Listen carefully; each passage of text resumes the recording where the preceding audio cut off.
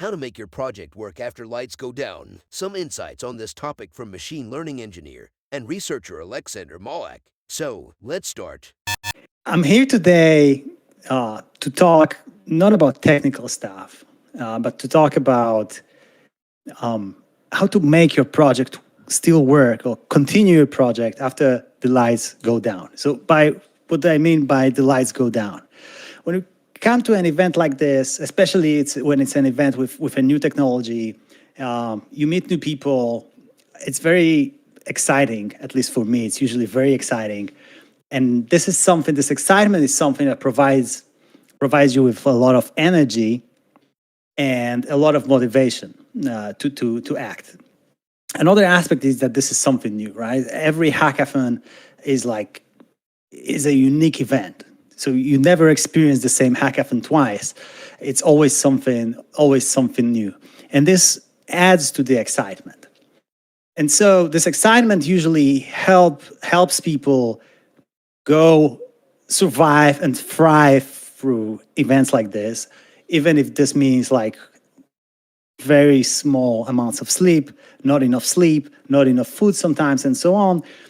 People go further, move forward because they are excited, they are motivated, and this makes everything much easier.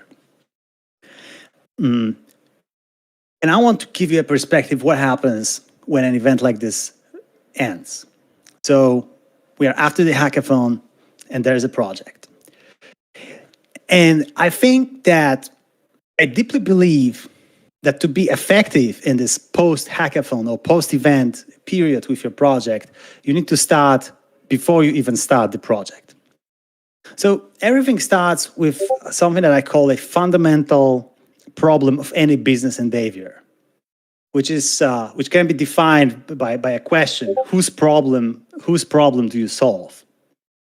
And by this I mean that you can take any technology and build any type of solution, but if this solution is not an answer to someone's real problem, can you still hear me? Sorry. Yeah, all good. All good. Okay. All works. Okay, great. So if your solution is not a solution to a real problem, you can build something that is technologically very advanced. It's technologically beautiful, mathematically beautiful, theoretically beautiful, and so on. But then you put it out there to the world, and they do not come. And nobody comes.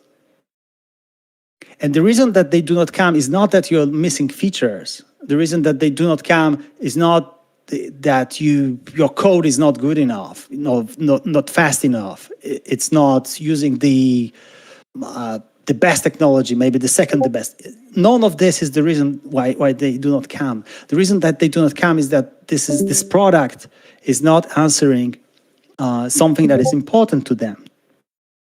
So I want to give you 5 things that worked for me in the past for projects like hackathon projects, like scientific projects, and some independent industrial projects. But before I move on to those 5 steps, I want to share one thought with you. I think it was Pavel who said before that working with Whisper today, you are a part of innovation, because this is like a very, very fresh technology. And not many people, even if they wanted, they didn't have too much time to experiment with it. So this is like something like Terra Nova, like a new Earth, right, that you're discovering. But there's another dimension to this. Whatever the outcome of this hackathon will be, you will learn something new. Okay, whatever the outcome of this hackathon will be, for you, for your project, you will learn something new. So it doesn't matter if your project will succeed in some sense or will not succeed, you will learn something new. And in this sense, this is an experience that you can always see through the lens of value. But I want to go even a step further. If you think about it, this new thing that you learn is a thing that you will have and you will share with the world in one form or another. Maybe you will create something. Maybe you will just talk with someone. And you will pass a part of your experience from this event to another person. And you never know what will happen with this part of your experience further down the line, right? And in this sense, everything you do here today, you don't do this only for yourself, but you do it for the whole community.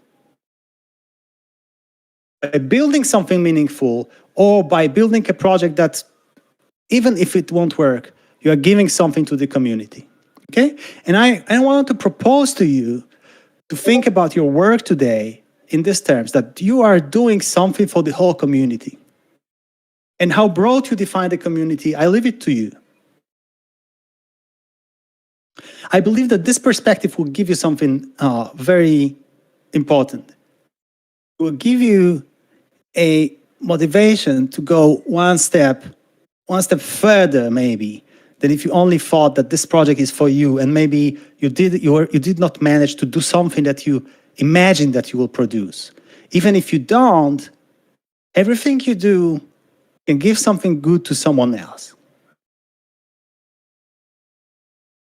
That said, to make sure that your project will succeed after this event will finish, and after the lights go down, after the excitement drops, after you go back to your everyday life, whatever it is, maybe you have a company, maybe you're here, maybe you're a CDO or CEO, and you came here to use this technology to expand your portfolio of whatever you're doing.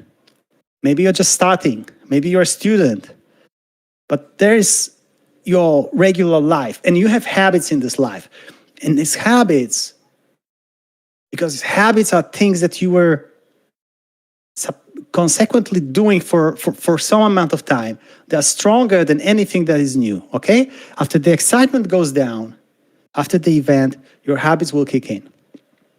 So now, if you want to succeed with this project after the event is done, you can do those 5 things that I will share with you. And they worked for me many times. So the first thing is establish the communication channel with your team.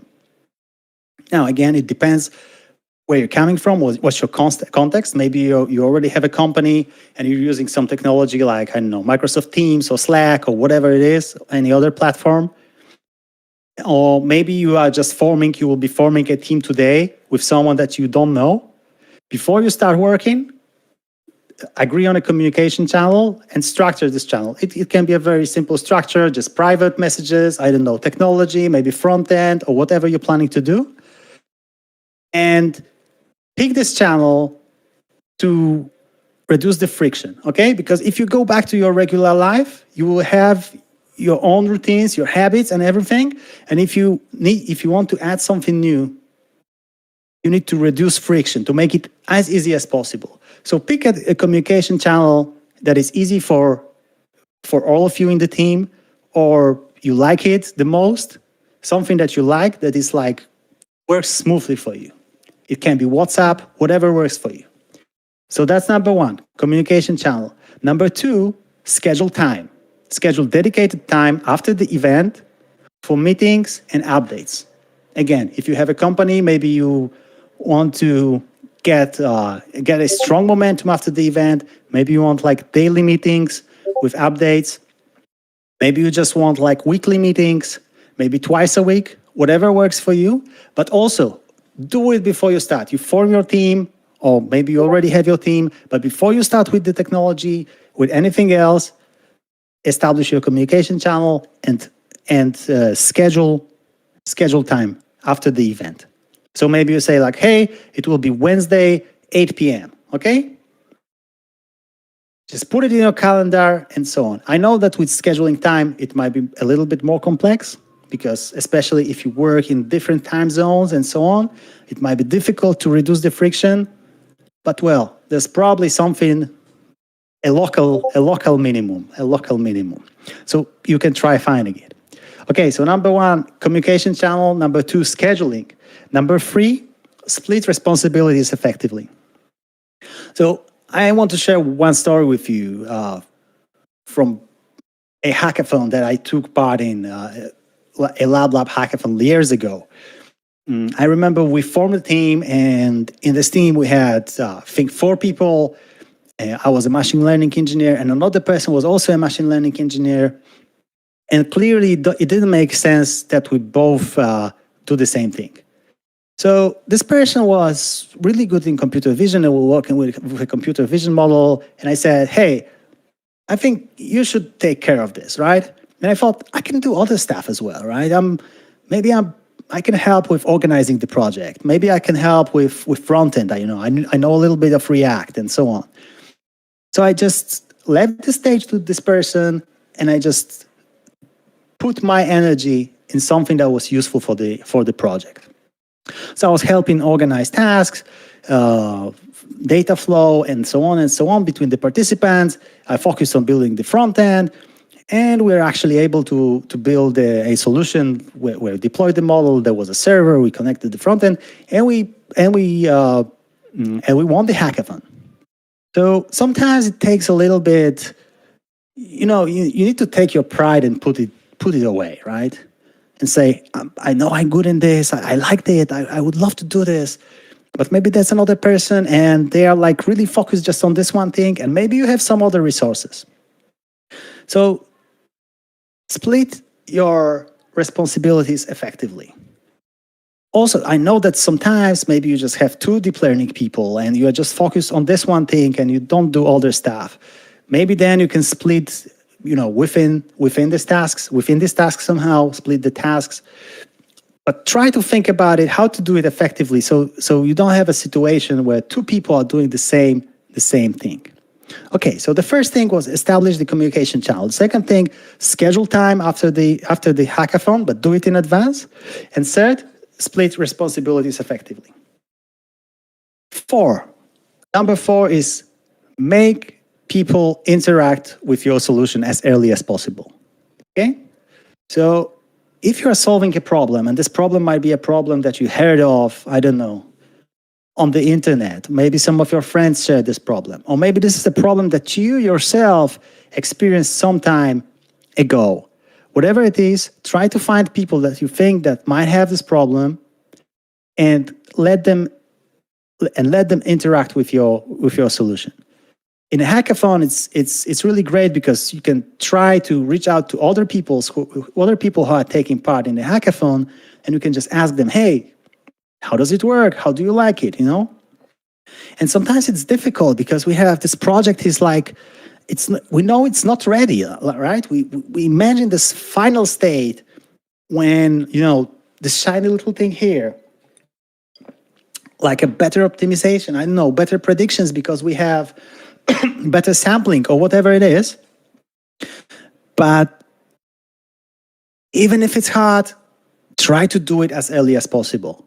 You will get very valuable information from those people, and you will be able to reiterate or maybe make better decisions regarding next stages of your project. So this was number 4, and make people interact with your solution as soon as possible. And 5, finally, talk about your project. So you might think, again, hey, this is not ready. I don't know if it will work. Maybe I will fail with this. So better, I will keep it for myself and so on. And that might be somehow intuitive, but I want to propose you another perspective. If you go outside, go talk to your friends, you talk to people that you meet, I don't know, in the business meeting and so on and so on. You never know what these people are thinking about, what they are doing, in their private time, and who they know, and what these people that they know might need today.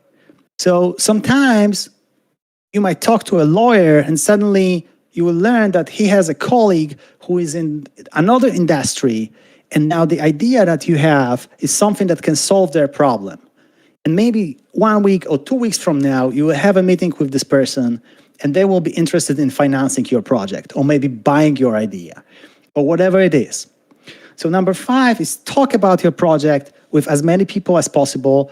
Of course, if they're not interested, I think it doesn't make any sense to push them, but you can just mention this.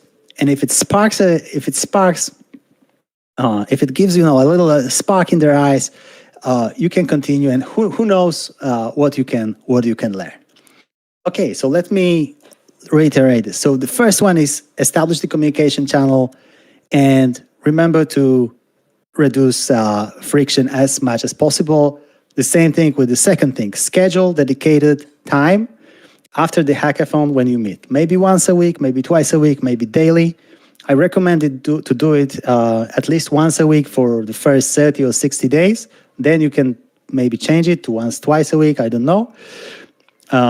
Third, number 3, split responsibilities effectively in your team. 4, make people interact with your solution as soon as possible. And 5, talk about your project, even if it's not ready, with everyone who might be interested. And these are these 5 ways that I wanted to. One hackathon in, I think it was in Krakow some years ago. It was about smog and air pollution. We had a great hypothesis, but it was almost impossible to find the data. But we found this data somehow, and so on. So you just need to persevere, right? There will be challenges. Sometimes maybe you will need to change the idea slightly, or maybe we'll need to pivot the idea. But if you move forward, despite all of these obstacles, your chances to succeed are much, much higher.